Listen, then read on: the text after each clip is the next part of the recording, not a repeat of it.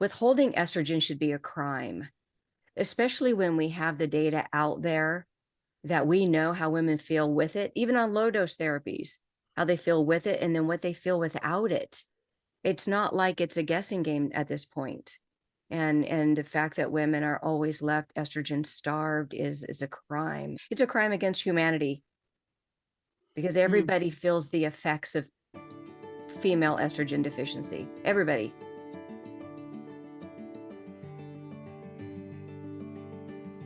Hello, everyone. You're listening to the Menopause Moxie podcast, where we strategically challenge the status quo on perimenopause, menopause, and female hormone balancing. I'm Marie Hoäg, clinical hormone coach of 20 years, here with my producer and co-host, Maggie Kuhn. Welcome to the show. After working in the female hormone industry for over 2 decades, I've seen the same questions surface again and again. Questions women seem to not be able to get real answers to about perimenopause, menopause, and hormonal balance. In today's episode, I'm cutting through the noise and the fluff to give you clear, clinical, evidence-based answers to most of your pressing hormone questions. The kind of truth you will never get in mainstream menopause conversations. If you've ever wondered what really happens to your mind, your brain, and your body, what balance actually means, or how to get your hormones balanced, this is the episode for you. Hi, Maggie. How are you today? I'm doing well, Marie, and I'm really excited about this episode today because, as you mentioned in your intro, there are so many questions that women have. And unfortunately, we have gotten to a place of, medical care by social media input. And that's not a good way for women. It's a good place to go if you want to ask some general questions or get some general feedback. What are people doing? Get a sense of things. That's actually how I found you. But when we get into some of these deeper questions and women are very desperate for answers, you need an expert. So today we're actually going to look at some of the questions that have come in, and I've selected several because I think they're going to resonate for our audience. They're pretty complex. They're not just straightforward one question. There's many things buried within them, and I know with all your expertise, you're going to be able to pick that apart. So should we jump in? Yep, happy to do it. All right, here we go. First question. I got my labs back. My testosterone was only 12. My husband is worried about me taking testosterone. He said, once you start taking it, you have to take it forever. He said I can do things naturally to raise it. What are your thoughts? So a level of 12 is not a great level. However, it's not really testosterone we want to address at this point. Testosterone is really one of those hormones that need to be put off until estrogen and progesterone are fully restored. This gives us a better picture on how much testosterone a woman really needs. Because once you restore estrogen and progesterone, this changes the production of other hormones. This is one of the reasons we wait until the second phase of HRT to introduce other hormones. But it's not uncommon for doctors to lead with testosterone therapy. So that's one thing about the testosterone. She talks about how her husband is worried about taking testosterone. One thing I really want to share with women is you cannot balance your hormones based off of somebody else's fear. Your husband's fear, your doctor's fear, your mother's fear, your sister's fear, your friend's fear. You have to figure out on your own what you need and not listen to other people's fears. So your husband is fearful that you have to take it forever. And that could be, the checkbook that he's looking at. If you start this, you'll be on it forever. Now we have to pay for it forever. But it's true. You do have to take hormones forever if you want the benefits of those hormones. But again, like I said, she may not even need testosterone when she gets her estrogen and progesterone balanced. So if you're going to be taking a hormone for life, you want it to be your main sex hormone, so all other hormones in your body will function the way they're supposed to. So yes, you do need to take hormones forever if you want the benefits of it. You're not tied to them forever. If a woman ever decides to stop taking hormones at any point, it would be just as if her body stopped producing those hormones, and then her brain and body will slowly deteriorate and decline like it would if it didn't have these hormones in the first place. The second point I'd like to make about on this question is that the husband said that she can do things naturally to raise her own levels. This is not true. A woman cannot do things naturally to raise her own testosterone levels consistently. And he's focusing on what works for him. Raising testosterone in women is not the same as raising testosterone in men. Women cannot raise testosterone levels the way that men can raise testosterone levels naturally. So there's no food or product or exercise a woman can do to increase her own testosterone levels, especially on a consistent basis. And I get back to, if really the only way we've seen this work consistently is to restore estrogen. So if a woman is really looking to restore her testosterone naturally, then she would take the time to restore her foundational main sex hormones, which influence the secondary main sex hormones, which is testosterone in women. So we've seen plenty of testosterone increases when women fully restore their estrogen and progesterone. Not all women.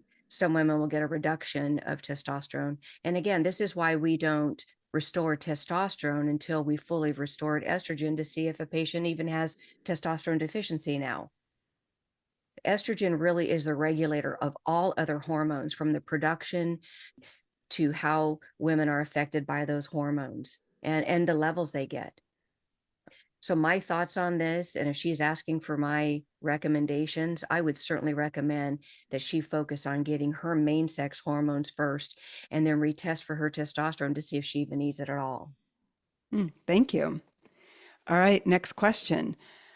I was postmenopausal 11 plus years when I started HRT 3 months ago. I take 200 milligrams of progesterone, 2.5 milligrams oral estrogen. My labs are still low. My E is 32 and P is 1. 3 days ago, I switched to the transdermal patch, 0.05 milligram 2 times a week. For the first time, I started spotting today. I also don't feel well. My gut tells me that going from 2.5 milligrams oral to 0.05 milligram patch is dropping my E. Or could it be the other way around, which would tend to cause spotting? Okay, so there's about 4 points that I'd like to make with this woman's complex question. What she was prescribed initially is the standard of care that most women tend to get when they go to practitioners who have no real formal education or training in advanced hormone replacement therapy protocols. Oral estrogen is considered first generation HRT. It is designed for symptoms management. It is a synthetic estrogen that passes through the liver, so we get inconsistent blood level readings with oral estrogen. It's just one of the old school ways that doctors, it's a good way to tell if a doctor has education or not in hormone therapy. Doctors who prescribe first generation HRT like oral estrogen typically never get hormones balanced because they're under the impression that estrogen has to stay low. Instead, these doctors start loading women up with progesterone because there's a greater fear over estrogen than there is progesterone.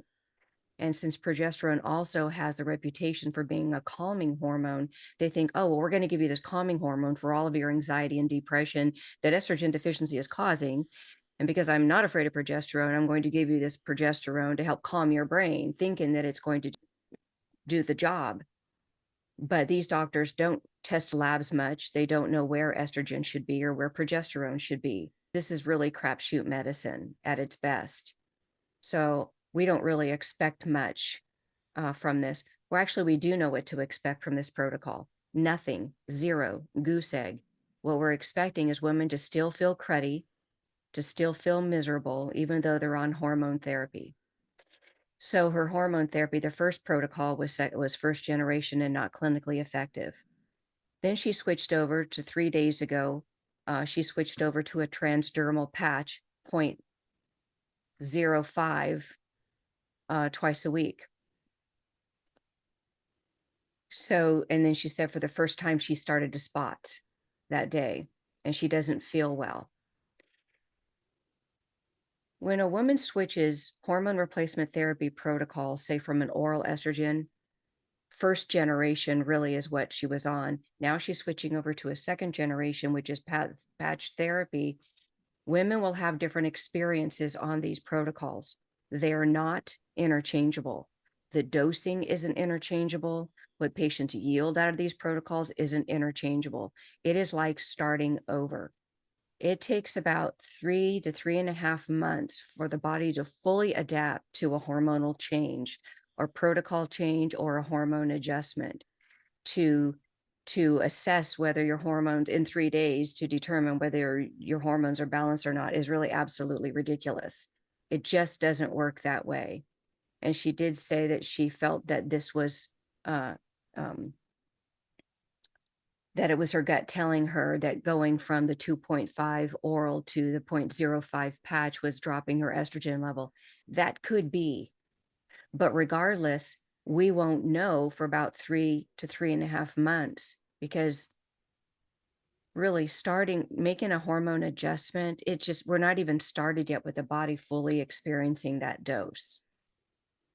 So it's just really hard to tell what caused her to feel yucky, but women do feel yucky when their estrogen is low. Just because there's a dosing adjustment change and maybe there's an increase of estrogen doesn't mean it's going to make a woman feel good. And she may feel good for an hour or two or a day, but it will go back. She will go back to feeling cruddy because she hasn't fully restored her hormone tank. This is still considered low dose therapy, second generation therapy at that. So, and it's hard to tell whether there's a drop, but it's likely that there could be a drop in her estrogen from switching that protocol. But again, it's neither here nor there at this point, because it doesn't really matter for another 3 months down the line to see what we were able to get from that. And then we would dose according to what the patient was able to get out of that protocol. And then she was asking which would cause the spotting. Estrogen deficiency, low estrogen causes spotting. The best way to get rid of spotting and to restore a healthy menstrual cycle is to restore estrogen at therapeutic levels. So estrogen really does dictate the menstrual cycle for women. A lot of doctors who are not educated about estrogen think it's progesterone. And though, yes, you can load a woman up with progesterone and stop her period, but you've just messed up her cycle. And that is not how a woman's body is physiologically designed. The woman's body is physiologically designed to produce very low levels of progesterone in the follicular phase, and an increase of progesterone to a peak at day 21, and then a drop off around to an all-time low at day 28. And with this rhythmic pattern, along with low estrogen in the luteal phase, then a woman sheds the lining of her uterus. But if there isn't enough estrogen and if progesterone isn't cycled, then there is no menstrual cycle. If a woman doesn't want a menstrual cycle, then yes, she can lower her estrogen even more, because what she's doing with these levels is, if she's having spotting, then there's a waking up of the uterus, but only slightly. And so there isn't enough for a full menstrual cycle. So she'll either have to lower her estrogen to shut down the uterus and stop the spotting. But the side effect of that is now a woman is sacrificing what she gets mentally and the mental and physical benefits of the estrogen if she were to restore her menstrual cycle. That was probably more of a complex answer than the question itself. Well, it's a complex question. And I would just add here that others who are listening and can relate to this question, it might be in that same sort of age range category. We just did an episode on reversing menopause that you might want to check out. All right, moving on to our next question. This is really good stuff, Marie. I'm glad you like it. Yeah, they're complex and the answers aren't easy to answer either. Well, I think these questions just demonstrate how desperate women are for answers. They don't know where to go. And it's pitiful that doctors can't answer their questions, but it is the situation that we're in right now. And so I'm just grateful that we have this opportunity for women to send their questions in and for me to bring them to you, and you can pick them apart and help women understand what's going on. Yeah, you made a point at the top of the show when you were talking about that women go to social media to get information, but they have to be careful with what information they get. And this is the tough part because they don't know what information is real. They don't know what's working. They think that if something is working for one woman, all they have to do is switch it over. The next day, they should feel the same way. And it really does not work that way. So I'm just not a big fan of going to social media. But like we've talked about before, it's like, where are they to go? Not even their doctors are trained in full restoration. And it is treated like just and I continue to use the term like a crapshoot. Let's see if this works. Let's see if we can win with this combo. Let's see if we can win with this combo at women's expense. So I'm excited for the third question. All right, here we go. I'm 47, always been healthy and active, but since turning 42, things changed. My hair started shedding like crazy, got a frozen shoulder, then SI joint pain, stiffness in tendons, ligaments, and later plantar fasciitis that never fully healed. My rheumatologist says I'm borderline autoimmune, but I also wonder if this could be perimenopause. I'm seeing an OBGYN tomorrow who treats menopause symptoms with HRT. Do these symptoms sound like perimenopause to you? And what questions would you recommend I ask at my appointment? Well, I tell you, women who have been healthy and active and experience perimenopause, it can hit them hard because they're used to feeling healthy and vibrant and being active. And then now they're not able to. And now they're experiencing pain that they're not used to. And what tends to happen around this time is it's not that they're changing their diet or lifestyle. What is changing is their ovaries are failing them.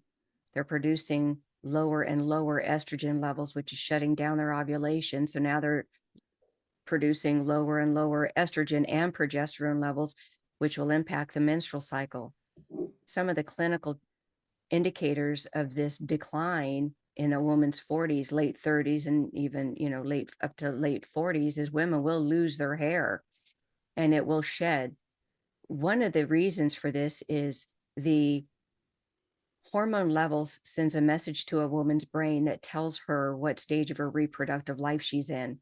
And I talk about those 10 stages of reproductive aging chart that I reference quite a bit. And usually in stage 1 to stage 2, women will start to lose their hair because of estrogen plummeting.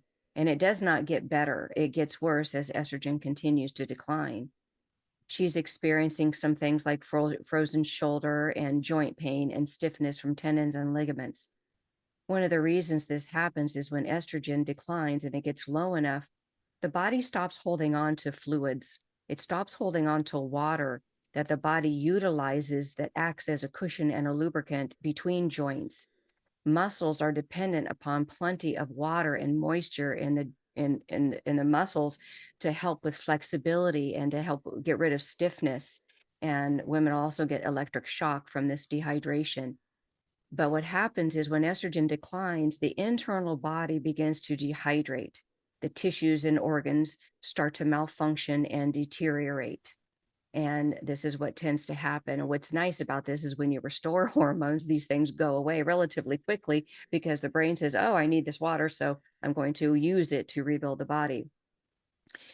Liz was a patient of ours who had this autoimmune disease, rheumatoid arthritis. And I have to say, it was probably in the first or second year that I was in this field. And what was noticeable about this particular patient is I started following her treatment at the beginning when she first came in the clinic, when I was relatively new too. At a young age, she got this very rare autoimmune disease that gave her this arthritis. So to see a young woman with severe rheumatoid arthritis, and as I watched her develop it, each time she came in, she was worse and worse and worse. I had never seen anything like this before in my life, this progression of this arthritis. And this is when we were really digging in deep and learning all that we can about hormones, especially what we were learning about estrogen. Estrogen is one of the most powerful anti-inflammatory agents women have access to. There is nothing more powerful to a woman's immune system than estrogen. Estrogen is autoimmune protective. It is designed to protect women from diseases, especially autoimmune diseases. So this is why it's so important for women to understand how much estrogen their body needs, because this woman is clearly being affected by her estrogen deficiency. But because doctors are not trained about estrogen and its impact on autoimmune diseases, they would not make the link between estrogen deficiency and this. And in Liz, who came in, the other shocker was the fact that we started, and this is when we were learning low dose therapies, and we were shocked that the clinical benefits that she was getting, we were just learning second generation HRT, but the relief that she was getting. This lady, she was a young woman, she ended up moving to New York and changed her treatment up with another doctor that we referred her there, and so she's getting treatment for. But from what I understand, that we haven't stayed in contact, so I can't say with certainty. But what I was watching with my own eyes, even with second generation HRT, it was turning this around, and it was just really making it. This is one of those things that was making us question estrogen and its impact on the body from head to toe. This is where we were learning that there isn't one thing in the female body that estrogen does not influence. So when she says that her rheumatologist says that she's borderline autoimmune, I'll tell you something. I like to trick doctors who say stuff like this and have the patient get on estrogen and not tell these doctors. And then when they go back to the doctors and the doctors are taking the study, they see for themselves from whatever diagnostics they have the change, and they look at the patient and they say, "What did you do?" Because this does not happen on its own. You've done something, and you, the patient, will know that it was because of the estrogen that made this change. And this is really the only way that doctors say, "You did what? And when did you start? And this is the way it was before you started, and you took this and you've been on it for 3 months, and now these are the clinical results." This is what opens their eyes. Doctors, when they start to see these clinical results with their own eyes, they start listening, they start leaning in, and they start wanting to know, now, how much did you take and how did you take it? And the more doctors that are open-minded like this, are the world would be a better place if we had doctors that did this very thing. Then the second part of her question is, but I also wonder if this could be perimenopause. Let me be really, really clear. Perimenopause does not have symptoms. Perimenopause is a symptom, just like autoimmune disease, just like depression, just like heart palpitations, just like anxiety, insomnia, joint pain. Perimenopause is just really a cluster of symptoms that women have that they associate with this time period. But perimenopause does not, or its symptoms do not exist when women's hormones are fully restored. So a better way to look at this is it estrogen deficiency that this could be, not necessarily perimenopause? That's what we should be asking. So perimenopause doesn't cause things like this, but estrogen deficiency does. So the other part of her question was, I'm seeing an OBGYN tomorrow who treats menopause symptoms with HRT. This is really critical. OBGYN gynecologist, 98% of them are trained to treat the symptoms associated with menopause. Now, like perimenopause, menopause does not have symptoms. Menopause is a symptom. It is a symptom of estrogen deficiency. So if you want to manage your symptoms of estrogen deficiency for life, go to this gynecologist. And if they're trained on any sort of estrogen at all, they're probably trained on second generation HRT, but no more than that. So the best thing you'll get out of a gynecologist is a first and second generation HRT system designed to keep women in a state of deficiency. Gynecologists have to be probably the worst, and a handful of physicians that are the worst to go to for hormone replacement therapy. They have the greatest fear against estrogen. They are under the impression that estrogen causes cancer. They try to talk women off of estrogen, and they try to put them on other things and make women think that this is going to be better for them than estrogen. They do not know. They haven't worked with therapeutic dose estrogen long enough or have been trained in it. They haven't worked with it long enough for them to see for themselves the clinical benefits of full restoration. So these practitioners, this doctor will treat your menopause symptoms, your estrogen deficiency symptoms, with products, treatments, surgeries, you name it. It will be a lifetime of treating symptoms. And this is where I would like women to understand is you don't have to do this. There's a better way. You don't have to just spend the rest of your life managing the symptoms of hormone deficiencies with things. And then the other question, she says, what questions would you recommend I ask at my appointment? Well, I have a great list of questions that I will talk about in our next episode on how to find a good hormone doctor and the 15 questions to ask before starting HRT. I'll also have a downloadable PDF that you can consider and make notes when you listen to the episode. But one, you want to go to a doctor who already has a plan, who has been doing this long enough that they know exactly what to do. You should not be the first person that comes into their office that they're trying to figure this out. You need to go to a doctor who's been trained on therapeutic dose estrogen, at least third or fourth generation HRT systems, full restoration systems, not low dose symptoms. So you'll ask the doctor, one of the questions that you want to ask the doctor, what's your viewpoint on estrogen? Have you been trained on it? Don't be afraid to ask your doctor if they've been trained on estrogen. You have to know their viewpoint on estrogen. Any doctor, any prescriber that you go to that has a fear of estrogen will never get your hormones balanced, not ever. It will be a continuous exercise wheel of low dose therapies and managing symptoms with other things. Because really, the person that you hand your brain and body over to for HRT is the one that will impact your mental illness and your physical health the most because of what they're prescribing. So it's critical to understand this. Yeah, that's a complex, good question, a lot of points. I also feel really hopeful for this questioner in particular because many of the symptoms that she was talking about, I also experienced, and it's all gone with therapeutic dosed estrogen. So, she has a real opportunity here, especially being 47, to do a major intervention here and get her life back. Oh yeah, this is a great time for a woman to get on a fourth generation HRT system and completely avoid menopause altogether. Reverse the perimenopause and get rid of the menopause altogether and the symptoms associated with those conditions if you address the root cause. All right, next question here. I started the estradiol patch last night, feeling anxious/nervous. Normal? Ringing ears. Can I take it off and wear it again tomorrow? Okay, so there's about 3 points to this question. Anytime a woman starts a hormone replacement therapy, even the patch, even a relatively low dose patch, a woman can have what we call negative clinical indicators. They can experience positive clinical indicators and negative clinical indicators at the same time. Some of the negative clinical indicators is that women can get anxious or nervous and they can get a rapid heartbeat.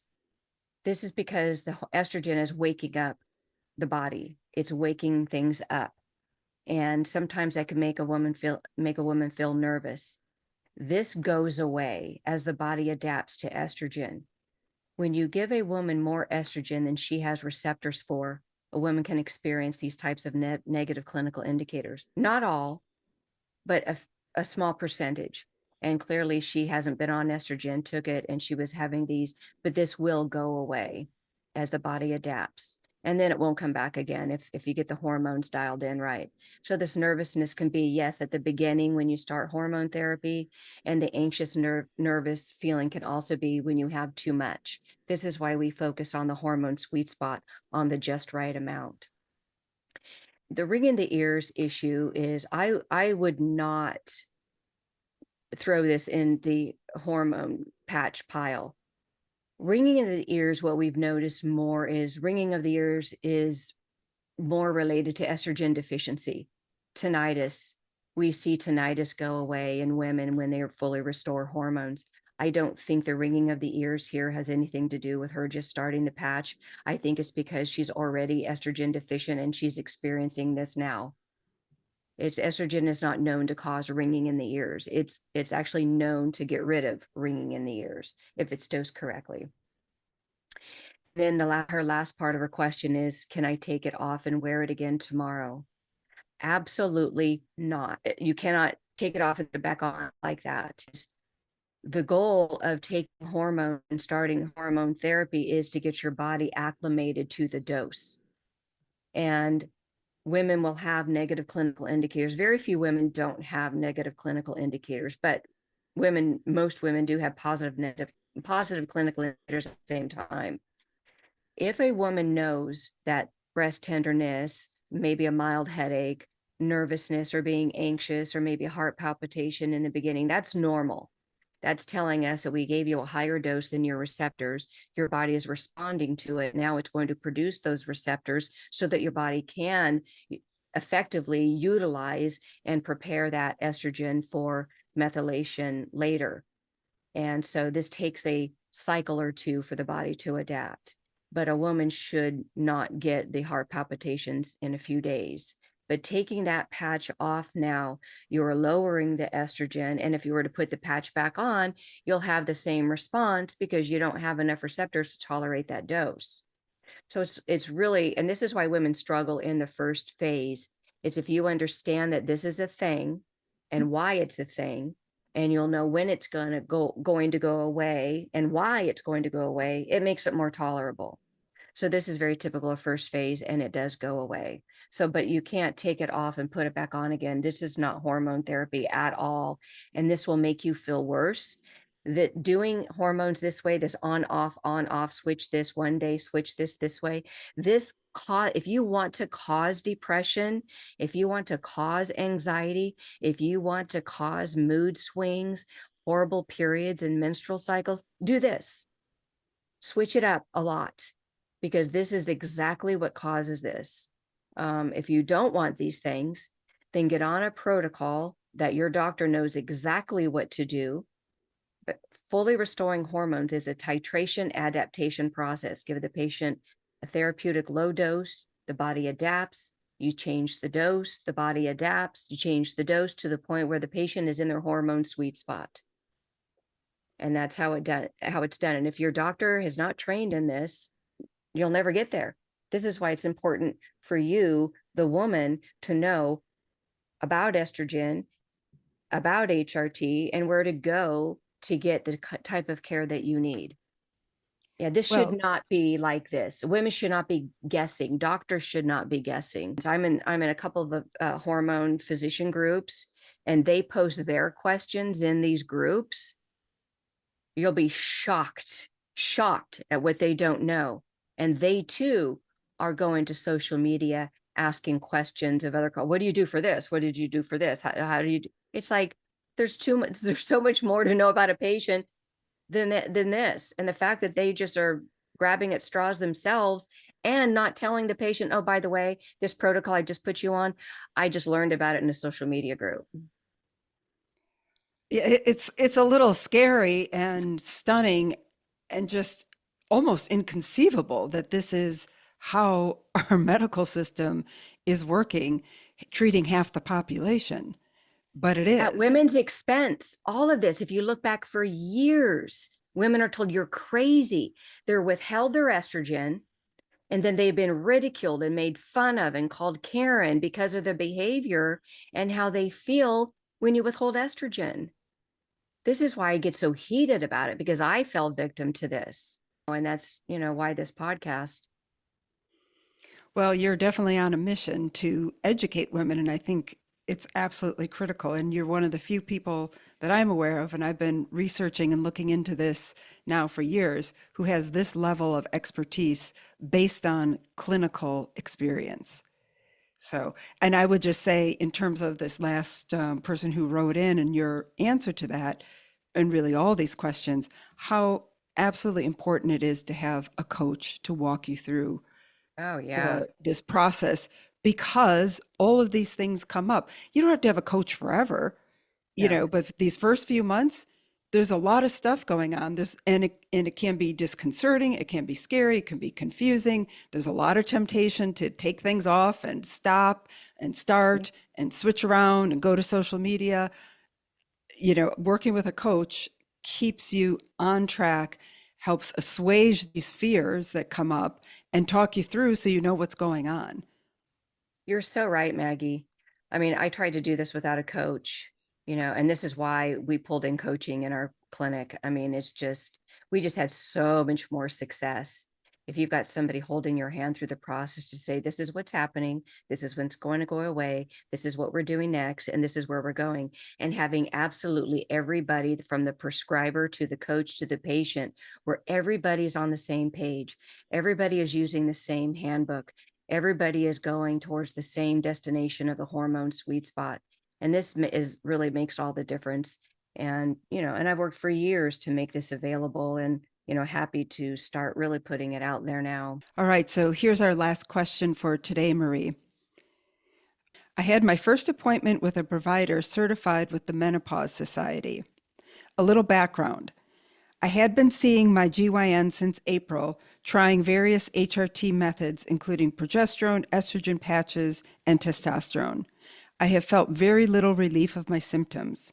In fact, my biggest concern now is the depression I am experiencing. I met with this new doctor from the Menopause Society on Friday and was shocked when she wanted to stop all HRT, perform labs, and start birth control, NuvaRing, to help with my moods and depression. I reluctantly decided to give it a try because I'm so desperate to feel better. After processing a couple of days, I'm really struggling with this route of treatment. She ordered new labs and wants to review in 3 months. Basically, she said she wants to slowly add in HRT to see what is working and what is not. I'm just feeling completely defeated. Maggie, I feel so badly for women that go this route. This is a very common way that women go to seek help getting their hormones balanced. I mean, it just blows my mind. We have well, it used to be the North American Menopause Society, but now they've changed their name to just the Menopause Society. And they are trying to position themselves as the gold standard of hormone replacement therapy for physicians, and educating them. The problem with the Menopause Society is they mostly only believe in first generation HRT protocols. They're big with pharmaceuticals. They're big with using birth control pill as hormone therapy and convincing women that oral contraception are hormones. They are not. Really, if a woman never wanted to get her hormones balanced at all, she would go to a Menopause Society certified doctor. This is one of the red flags for women to know that they will never get their hormones balanced by this provider, because they will always keep hormones low. This woman was going to see her gynecologist, which the training of a gynecologist is that estrogen is bad and causes cancer, and the patient should not be on hormones. And if they are, they should be on synthetic hormones, and which are the ones that many claim cause cancer, even though that's never been proven. These synthetic hormones are really not designed to restore estrogen. They are designed to trick the brain into thinking a woman has plenty of estrogen. So it suppresses the FSH, the barometer to estrogen, and it also keeps estrogen low, so that women are low in estrogen. They still feel cruddy, but they're told that they're fine because their FSH is low. Now, this gynecologist clearly didn't know what they were doing, because she was doing progesterone, estrogen patches, and testosterone, trying various methods. Now, this is really important because, I mean, it's been it's April, 5 to 6 months that she started this. This is barely enough time for her to try various methods in 6 months of estrogen, progesterone, and testosterone. Tells me this doctor has no idea what they're doing. And they just treated this as a crapshoot. And so now this patient is disgruntled. They didn't get the help they need. They got very little relief from the symptoms because the root cause of the symptoms wasn't addressed. And now she feels worse with depression and probably some other things that she didn't list here, because there are many symptoms associated with this type of protocol. But the depression is very concerning because women can get severely depressed. I mean, they can have massive depressive disorder. It's not unusual. And the doctors don't even realize that they're causing it. Prescribing low dose hormones keeps women hormonally deficient. And it's very clear, especially with all the data that's available, that one of the best ways to prevent depression and anxiety is to fully restore estrogen. Okay, so a woman went from a gynecologist to this Menopause Society certified doctor who stopped all the HRT, performed labs, and then started birth control. Well, one, I'm surprised the gynecologist didn't do this because this is really their MO. But this is also very indicative of the Menopause Society. Take women off of hormones. Let's keep them in a state of hormone deficiency, because really the Menopause Society is funded by a lot of government funding and a lot of pharmaceutical money. And so really these guys are trained, or they're pawns, really, pharmaceutical drug reps. And, oh, let's take women off of hormones and then give them a pharmaceutical product and tell them that it's hormones, or tell them that it's in their best interest, when women just don't really realize that there's continuing down the road in estrogen starvation. And think if they're going to somebody who knows what they're doing. I mean, who wouldn't go to a doctor certified in the Menopause Society? You would think that that doctor would know how to balance hormones. And this is what I'm afraid of with the Menopause Society, as they're trying to get the HRT standards, that they'll tell doctors that, no, this is all women need this standardized HRT protocol, and which is what this is. This is very typical of what they're going to make standard, and it's going to make it harder for women to get hormones balanced. This is why it's so important for women to understand estrogen, how much they need, what HRT system will provide them what they need, and then how to find a provider who knows how to prescribe what they need. And these are really important. And so she started the hormonal contraception to help with her moods and the depression. But if you look at the packaged insert, even on the NuvaRing, one of the first things that happens, one of the first side effects of the NuvaRing is depression and anxiety. It's like, because those are the symptoms of menopause, of which this patient is still left in because she's not having a menstrual cycle. So really, this Menopause Society doctors put women in chemical menopause and keep them there. And then they sell products and treatments and surgeries and other things. And so this is also a part, this is the grand racket. This is the conventional medicine treatment. This isn't even functional medicine. And then these doctors will go get trained. Some will go get trained in functional medicine and then learn second generation HRT, but it's still the mindset of low dose. So if you haven't heard or watched the podcast of the 4 generations of HRT and their clinical track records, I highly recommend you do so, because you'll learn quite a bit about the different types of HRT and what you might need. Yeah, that's episode 6 for our listeners. Yeah. So she did it because she was desperate. And this is what women do. They're listening to the doctor sitting in front of them. They feel so desperate and they're just praying that this is going to help. But they know as they are walking out the door or getting ready to hang up that Zoom call, that this isn't going to help. They leave the appointment more confused.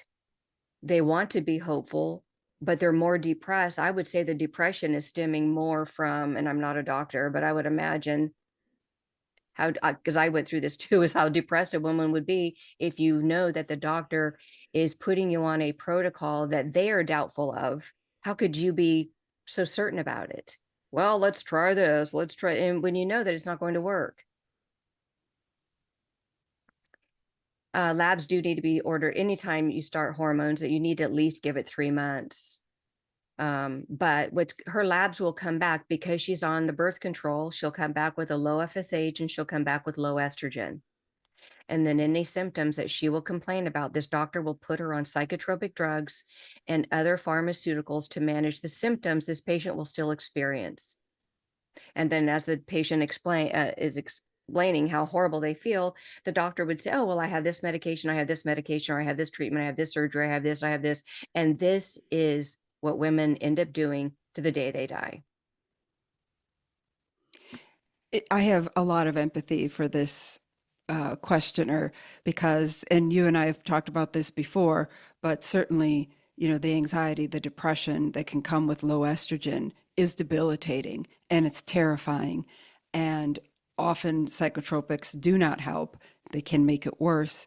And so I really hope that this woman is listening and that she can find a better hormone doctor to work with.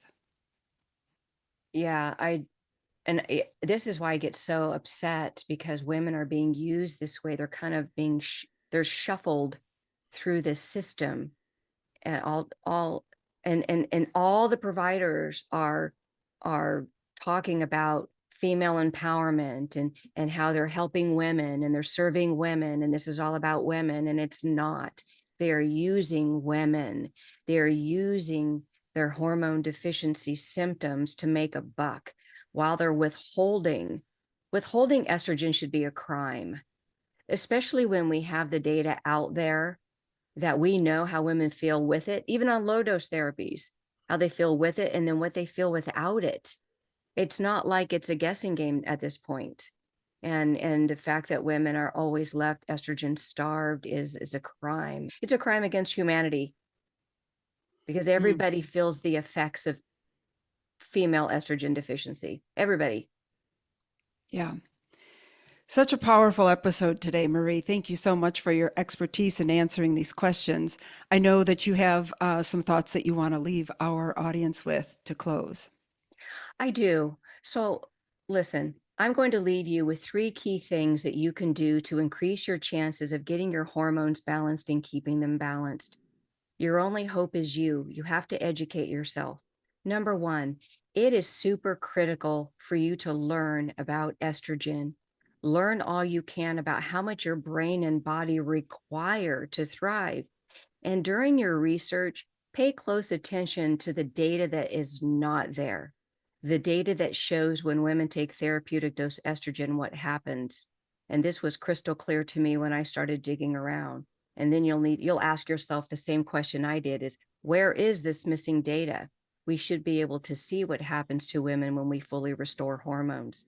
But learn as much as you can about estrogen. That's number 1. Number 2, you need to learn about HRT. Not all hormone replacement therapy is the same. And this is why we encourage you to watch episode 6 on the 4 generations of HRT. If you know estrogen and what you need from estrogen, you can choose an HRT system designed to meet your clinical goals. If you want to manage your symptoms of hormone deficiency and take a bunch of products in addition to low dose hormones, you can do that with 1st and 2nd generation HRT systems. So then you would find a practitioner who would prescribe those hormones. 3rd and 4th generation HRT systems are designed for full restoration, to fully restore a healthy and incident-free menstrual cycle, so women don't have any side effects of hormone deficiencies, because there are no hormone deficiencies.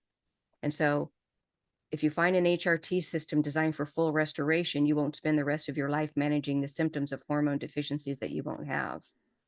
And then once you understand which HRT system will work for you, or a pretty good chance to work for you, then you can find a doctor, and that's 3. Then you'll be able to find a doctor who can prescribe a 4th generation HRT system so that you could get your hormones fully restored, such as the Panacea Sciences Advanced Hormone Balancing Clinic. That's our telehealth platform where we specialize in full hormone restoration using advanced HRT protocols. So I recommend you go to advancedhormonebalancing.com and book a complimentary discovery session. Let's see if advanced hormone balancing is good for you. It's not for everybody, but it is life-changing, and it can certainly change your life too. And so if there's something you would like us to consider talking on the show, or a question you'd like us to answer, feel free to DM me on social media. Many of you have. Thank you so much for that. or you can go to menopausemoxie.com/podcast and fill out the form there and send it in. Remember, everybody benefits when your hormones are balanced.